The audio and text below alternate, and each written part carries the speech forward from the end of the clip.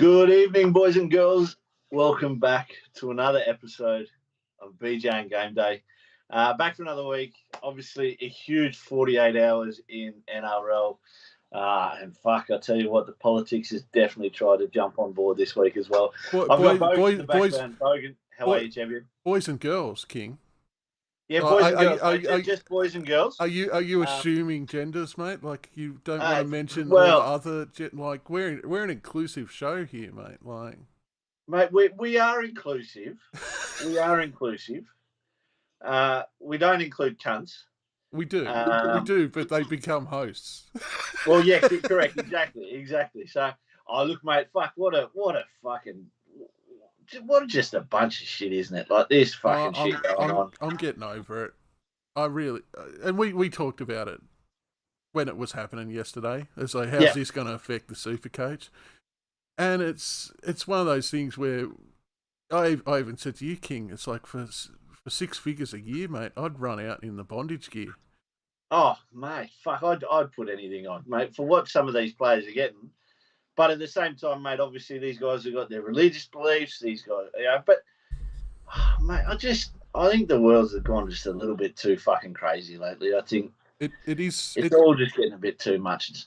Yeah, it is, and I do want to dissect a few of the fucking arguments on both sides that are getting thrown out there, because I've heard a few people say, well, the players don't want to play because of their religious beliefs, but they're sponsored by PointsBet.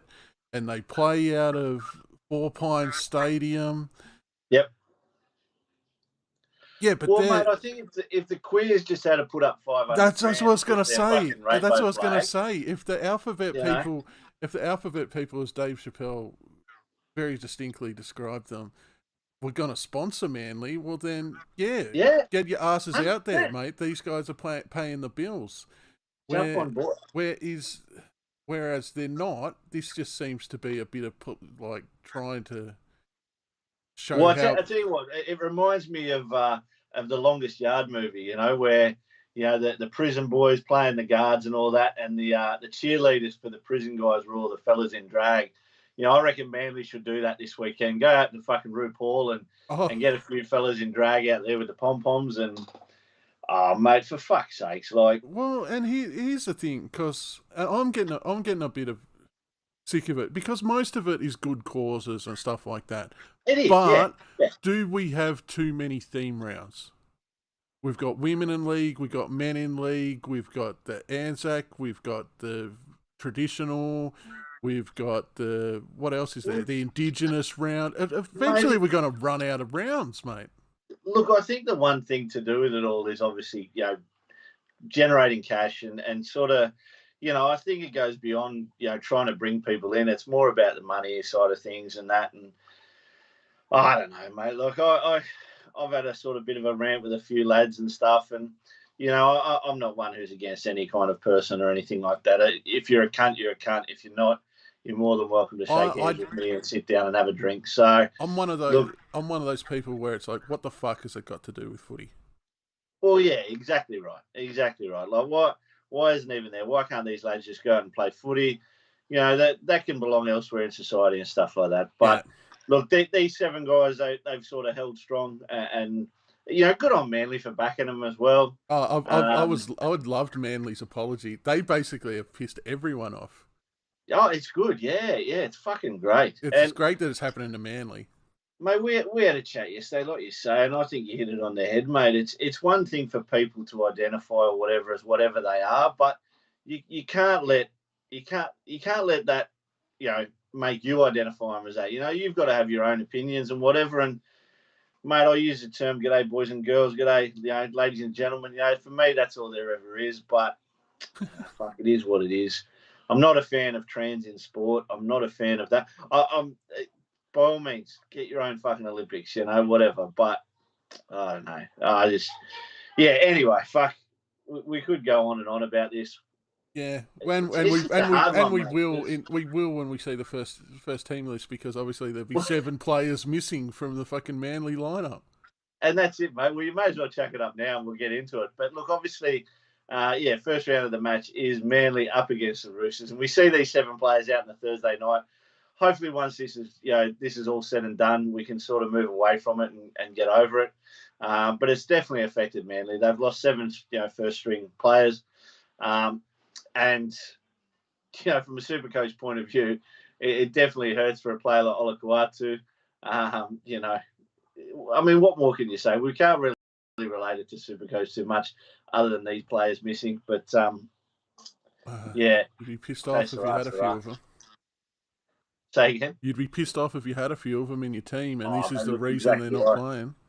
Yeah, so they've made their decision. Manly have made their decision. Manly have apologised to everyone. Have Manly apologised to you yet, King? Because they seem to be apologising to everyone. Oh, mate, no one's rung me personally. I'm waiting for a call from Desi, but, It is what it is. But, mate, look, obviously a lot of people talking about the Roosters players this week. With what is missing from Manly, you can imagine that there will be a lot of Supercoach points scored by this Roosters team. Tedesco was absolutely massive last week, scoring 152 points. Massive captain for a lot of players. Unfortunately, I made an error in judgment last week and went Ruben Garrick as my captain, thinking that Manly might touch up the Dragons. They got touched up otherwise.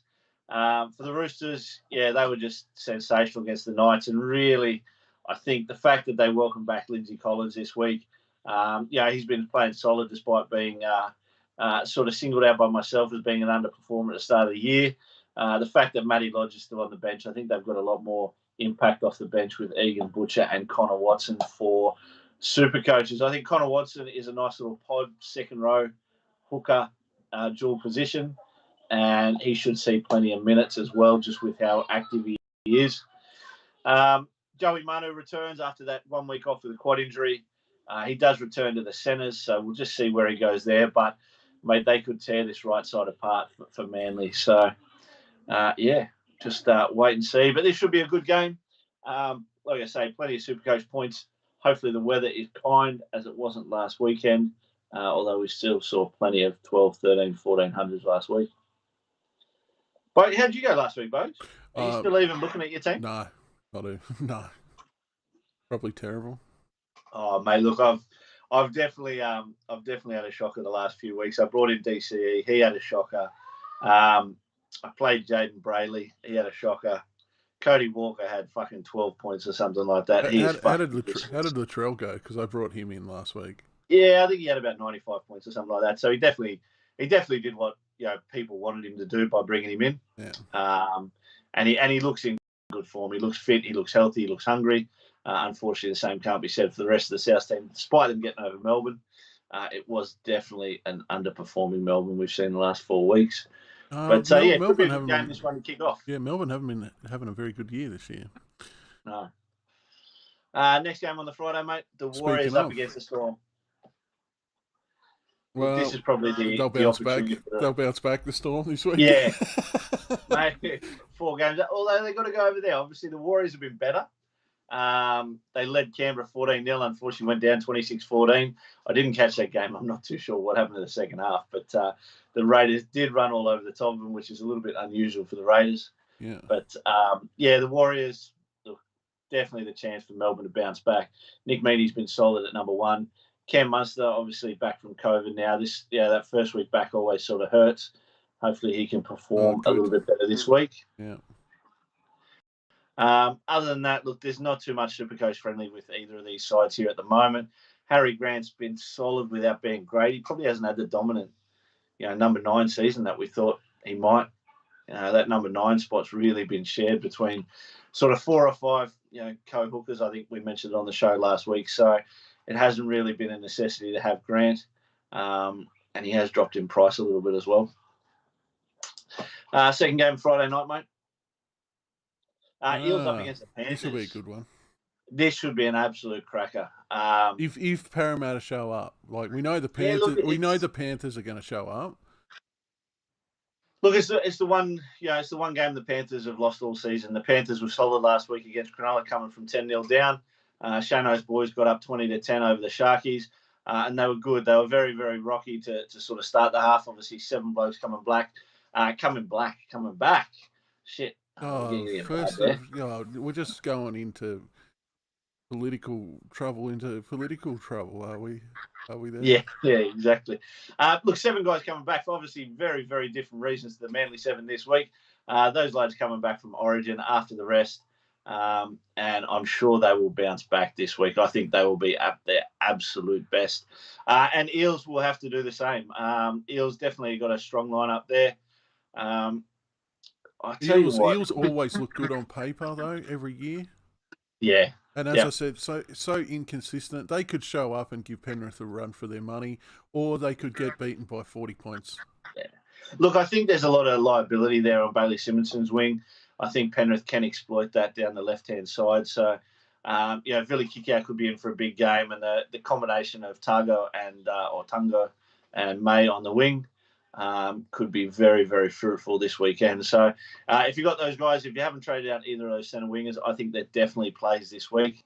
I think Panthers can put a big score on the Eels. I brought in Kikau last week. He was solid without being great. I was actually thinking he'd get 20 at one stage, but he managed to get about a sort of mid-50s. So he was sort of one half decent score. But, Saturday, Arvo footy, mate. 3 p.m. game. And, look, this is an absolute bludger. Titans were woeful last week against the Dogs. Put your dollar on the pool table for this one. What's that, mate? I said put your dollar on the pool table for this one. Yeah, look, there's not too much to watch here. You can let this one go in the background. Happily, I'll be at work on Saturday. Won't have to watch this one. But, from a Supercoach point of view, we see the return of Brian Kelly. Dave Fafita apparently scored a try last week and scored about 70 odds. So he was pretty average considering that he scored a try as well. Aaron Clark's been fantastic for the Titans lately, putting up some good scores. I don't think he figures in too many people's teams, but maybe as a draft proposition, if he is available, I think he can play some big minutes. It has to be mentioned too. I know it's not Supercoach related, but Kevin Proctor.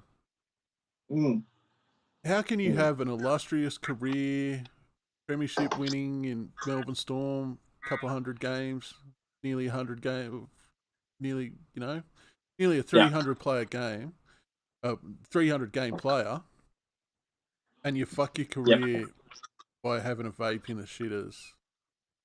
Mate, look, did they teach these blokes anything? Because it's like, I mean, look, forgetting that, I mean, fuck, you're having a vape for fuck's sakes. Like, well, for a start, I don't think he should have had his contract torn up for that. No.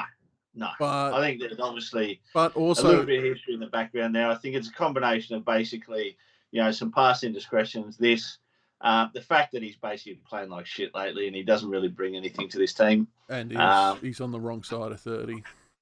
Yeah, correct. So I think he's probably got to look at, obviously, maybe finding an English team to play for or something like that. But I don't think we'll see him back in the NRL. Yeah. For the Raiders, look, Tarpanay and Adam Elliott have probably been really, really good from a Supercoach point of view. They've been really solid. I've never had Tarpanay in my team this year, but Albert Hopewadi getting a start. Yeah, look, Albert Hopewadi. Jordan Rapana's still out. I think he's facing the second of his 2-week suspension. So Hopper will probably play this week and then drop out. But it's good. Is he a son or a nephew, or just happens to have the same? He's a son. He's a son. Yeah, he's a son. Yeah, so. Obviously Hopper didn't mind fucking sticking a finger up a few asses, so obviously Hopewadi doesn't have to sit out with the rest of the Mormons. Shame he's not playing with Manly then this week. Yeah, exactly. If he's playing with Manly, he'd probably sit out, but he's only played one game all fucking year, and this is it. Oh, he's only played one game the past fucking 3 seasons. Yeah. But anyway, oh well, good luck to young. Second Hopper. Game on the Saturday night, mate. Sorry.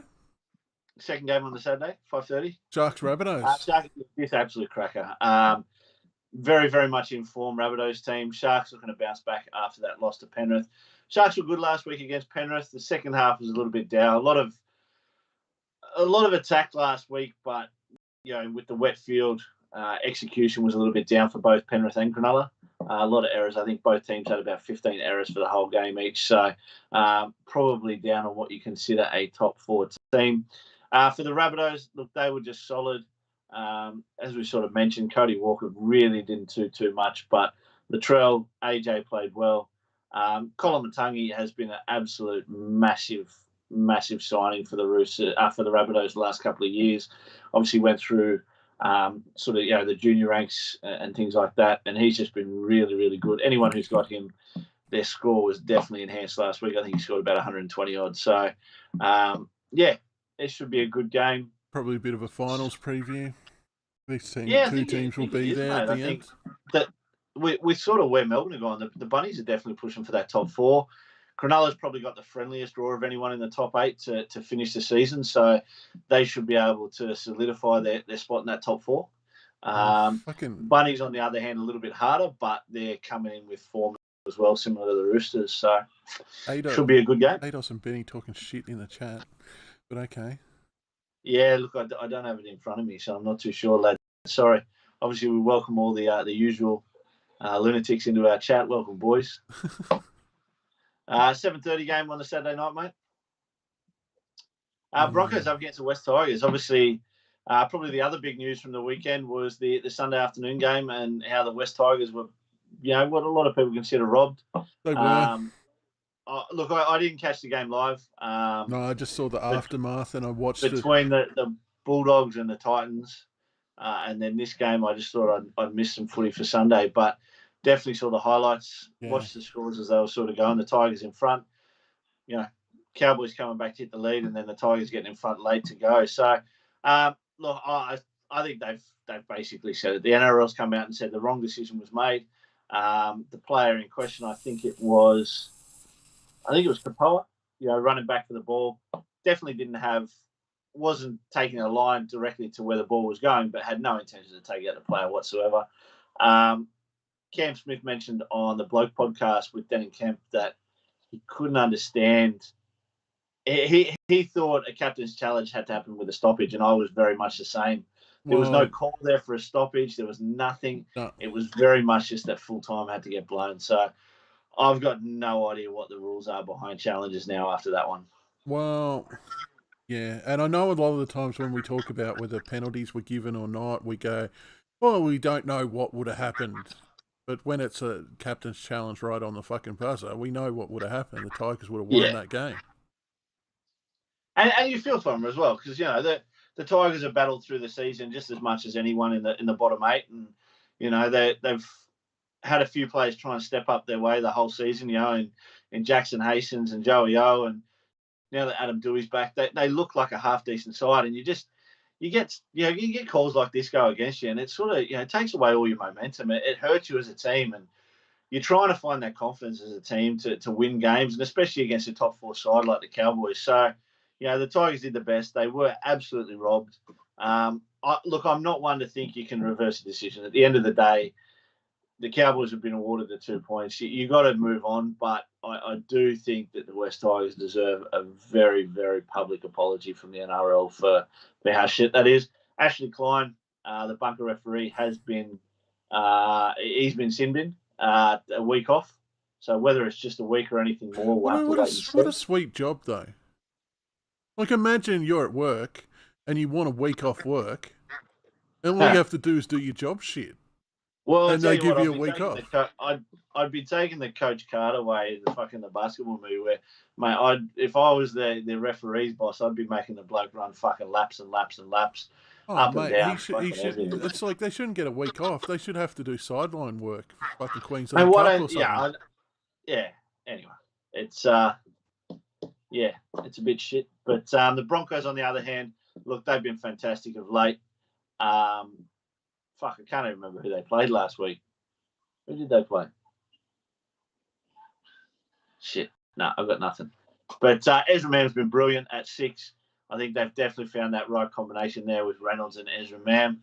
I think it's been a little bit hard for him in the backs, just finding that consistency. Obviously, Tessie New has been brilliant since he's come back. Staggs is good, but they need to find a little bit more consistency there. Payne Haas, massive try there. Through the middle. Oh, they played Parramatta. That's right. They gave Parramatta a touch-up. Yeah. I was a little bit worried. I spoke to the boys, obviously, on the show last week, mentioning, between Payne Haas, Billy Kickow, sort of who to bring in, and I went with Kickow, but Payne Haas straight away, 20 minutes in, made me regret that decision. So I think the Broncos will be far too good for the Tigers, but the Tigers will definitely put up a good fight this week. Sunday footy, mate. Look, another $2 on the fucking pool table. I tell you what, the Knights have been just atrocious. The Bulldogs have actually, they've turned it around a little bit. And I will, I'll swallow my pride here a little bit. Matty Burton's been better than I ever thought he would be. I think he has warmed up through the season. Probably the first 6 to 8 weeks, it was definitely how I thought he'd go. But now that he's finding his way in that team, I haven't watched he's set up everything. I haven't watched the Bulldogs game since the start of the season. Are they still going with their tactic of throw the ball to Addo Carr? Not really. No, they've actually started. He's definitely involved. Like Addo Carr scored 3 tries last week. He's definitely involved, whether it's between kicks. But at the end of the day, he's finishing off plays as he should, rather than be getting the ball on the 20 or 30 metres out and trying to be a Brian Tyler or that kind of player. Yeah. So, they found a way to get the most use out of him, and that's through the hands. And, the combination between Kyle Flanagan and Matty Burton has been solid. Jeremy Marshall-King is just a brilliant player. The fact that they've got Reid Marnie going there next year, I'd persist with Marshall-King. I just think he's getting better and better every season. So it'll be interesting to see what happens next year and how they split those minutes. I'm not aware of Marshall-King signing anywhere else. Maybe anyone in the chat can enlighten us there, Bogan, if you see. But, and then last game of the round, mate. Dragons up against the Cowboys. So this should be a good one to finish. The Dragons obviously returned to a little bit of form last week with that win over Manly. And the Cowboys, obviously, we outlined there that they got away with one. But they'll be looking to get their form back. Yeah. Huge props to, obviously, Matty Buckman. Matty mentioned, obviously, Val Holmes, definitely the one to get in last week. I wanted to follow. I just felt like I couldn't. I felt like I'd jump on the bandwagon if I did. Well, 119 points later, and I should have just swallowed my pride and done it.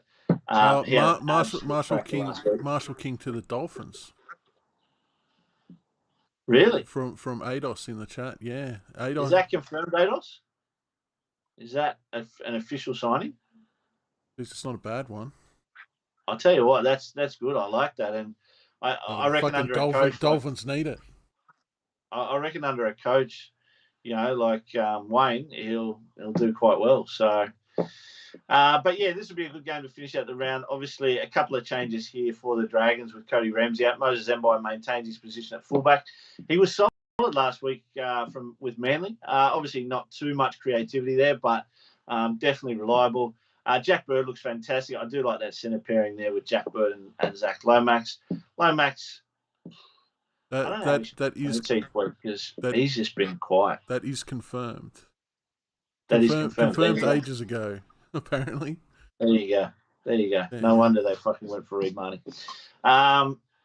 Billy Burns, he's probably one I want to talk about. He's been really, really good for the Dragons in the back row, and I think he's a sneaky look for maybe next season. So, I like him, and I like where he was before. I think he played for Penrith or whoever it was. But this week, mate, I'm going to bring in Scotty Drinkwater. I'm fucking off Cody Walker. He's annoyed the absolute fuck out of this season. Week in a row, you've said that. Oh, well, I'm fucking lock it in, Eddie. Lock it in. Look, I sort of tried to avoid Drinkwater, but looking at the Cowboys finish of the season, next to the Sharkies, they've got a pretty simple last six games. 1 or 2 top 8 teams, and that's it. So I think these guys can go into the finals with a lot of confidence. Drinkwater's had a couple of quiet games. So I think he can bounce back from that. I saw a little bit of talk about people trading him out. I want to get him in now. I think he's coming in the finals. He's going to bounce back, and I think the Cowboys can put a number on the Dragons in this one. Their forwards are brilliant. Tommy Gilbert, Jeremiah Nanai, and Tamalolo have just probably been the best back row in the comp this season. Barring the Penrith back row of Kikau and Isaiah Yeo, Liam Martin. So I do like this back row and what they can do, and I think Drinkwater can find a little bit of form off that. What else we got? That's it, mate. That's it. It's a short show these days when we just myself and you and the new format. The new format. Obviously, we'll we'll have some discussions in the off season of what we do. But there you go, mate. What do we need to do to get this ban in place? to get what? To get banned off YouTube? So we're not allowed to talk about faggots. No. We're not allowed to talk about puffs. Or trannies. Or trannies. Or heshies. Or I was going to drop the other gamer word, but that's probably too big. What's that one? Begins with an N, mate. Oh, an N? Yeah. The 5-letter one? Yeah. Let's stay away from that one. No, we can't say that's nothing to do with fucking homos. No. No. Oh, look, guys, we have a bit of fun with it.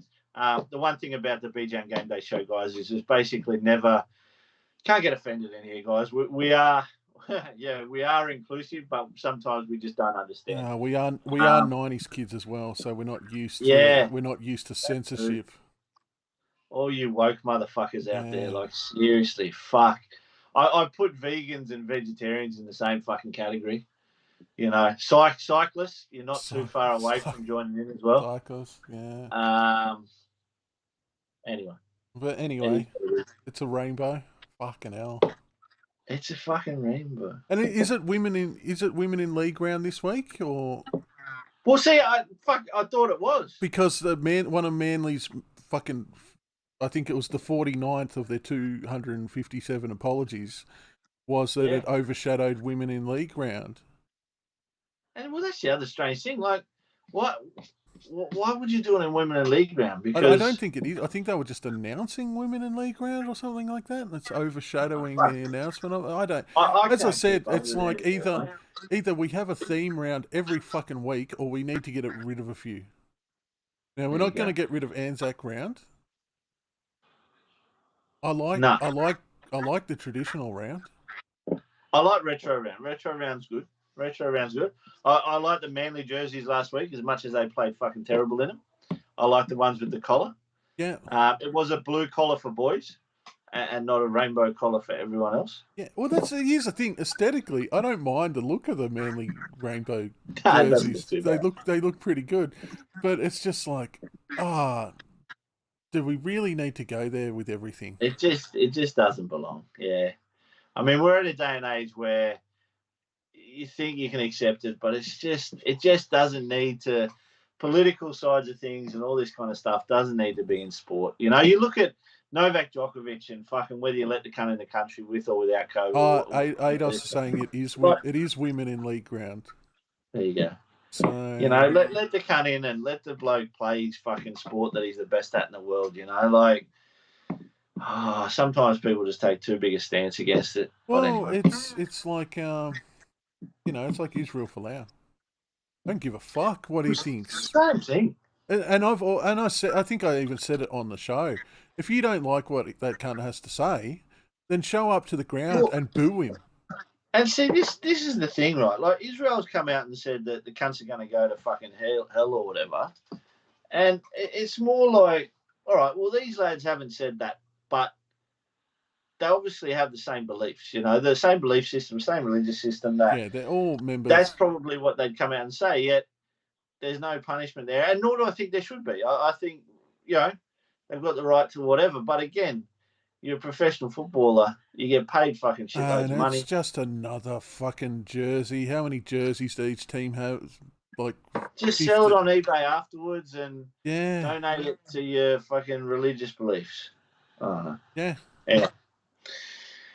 Bogues, I'm done, mate. Yeah. Yeah. Nice and quick. Anything in the chat from people? Anyone? Speak now. We've got to give them 30 seconds. Catch up. No. Fuck it. All right. Well, ladies and gentlemen, BJ Game Day for another week. Short and sweet. Just the king. Just Bogan. Brent Hampton's still out with, obviously, the tribe of children that he's having. He did have them consensually. He did have them man and woman. And they're boys and girls, as far as I'm aware. And they're boys and girls, as far as we know. I'm sure Brent will support them no matter what they turn out to be in life, as I will my children. And I will support them to be everything. Unless they're Manly supporters. Or Broncos supporters. There's a fucking line. There's a line. All right, boys and girls. Thanks very much. Catch you all next week.